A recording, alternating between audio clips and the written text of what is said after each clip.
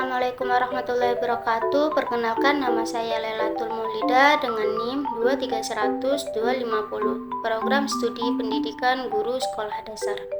Di sini saya akan mempresentasikan mata kuliah Psikologi Pendidikan yang berjudul Teori Perkembangan Moral menurut para ahli. Sebelum saya melanjut teori perkembangan moral menurut para ahli, saya akan menjelaskan teori perkembangan moral itu apa sih?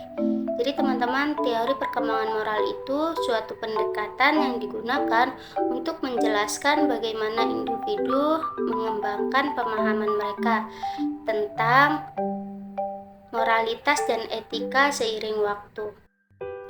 Teori perkembangan moral menurut Piaget adalah salah satu teori perkembangan moral yang sangat terkenal.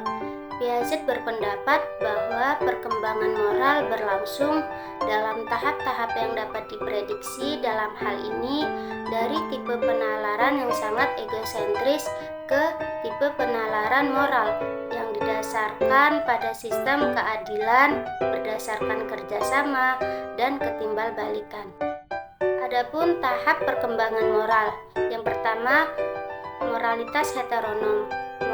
Moralitas heteronom berarti tunduk pada aturan yang diberlakukan oleh orang-orang lain. Yang kedua, moralitas otonomi. Moralitas otonomi atau moralitas kerjasama. Moralitas tersebut muncul ketika dunia sosial anak itu berkembang hingga meliputi makin banyak teman. Teori perkembangan menurut Lawrence Kohlberg. Lawrence Kohlberg seorang psikolog yang mengembangkan teori perkembangan moral yang sangat terkenal. Teorinya didasarkan pada studi mengenai bagaimana individu mengembangkan pemahaman moral mereka sepanjang hidup.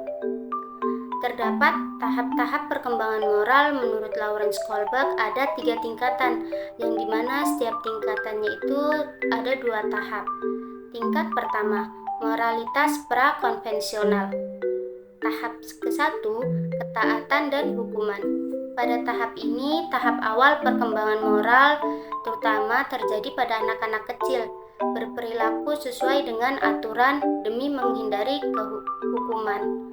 Mereka melihat tindakan yang dilarang sebagai buruk. Tahap kedua, individualisme dan pertukaran yang sesuai. Tahap ini moralitas masih sangat egois. Anak-anak berpendapat bahwa tindakan terbaik adalah pilihan yang paling baik untuk memenuhi kepentingan mereka sendiri. Tingkat kedua, moralitas konvensional. Tahap ketiga, penerimaan sosial. Tahap ini individu mulai memperhatikan norma sosial dan menginginkan persetujuan dari orang lain. Mereka ingin menjadi baik dalam pandangan orang lain, seperti good girl dan good boy. Tahap keempat, menjaga ketertiban sosial. Pada tahap ini, individu menghormati otoritas dan hukum yang berlaku. Mereka menganggap pentingnya untuk memelihara ketertiban sosial dan mengikuti aturan yang telah ditetapkan. Tingkatan ketiga, moralitas pasca konvensional atau prinsip-prinsip. Tahap kelima, kontrak sosial dan hak perorangan. Tahap ini, individu mulai mempertimbangkan perspektif yang lebih luas, termasuk hak asasi manusia dan prinsip-prinsip hukum yang adil. Mereka menganggap aturan yang melindungi hak-hak individu sebagai penting. Tahap keenam, prinsip etika universal. Ini adalah tahap tertinggi dalam teori Kohlberg. Pada tahap ini, individu memiliki prinsip moral yang berdasarkan pada etika universal. Mereka mengikuti prinsip moral yang tidak bisa dilanggar, bahkan jika itu bertentangan dengan hukum atau norma sosial. Teori perkembangan moral menurut John Dewey. Yang dimaksud John Dewey dirumuskan suatu teori moral adalah untuk memberikan penjelasan sistematis terhadap penilaian dan keputusan kita tentang perilaku manusia. Sejauh ini dinilai dari segi benar atau salahnya, dan baik atau buruknya. Dalam tahap perkembangan teori moral menurut John Dewey, yang pertama ada tahap pramoral, yang kedua tahap konvensional, yang ketiga tahap autonomi. Teori perkembangan moral menurut Thomas Ikona. Pendidikan karakter menurut Thomas Likonah mengandung 3 unsur pokok, yaitu yang pertama ada knowing the good, mengetahui kebaikan. Yang kedua ada desiring the good, mencintai kebaikan. Dan yang terakhir ada doing the good, melakukan kebaikan.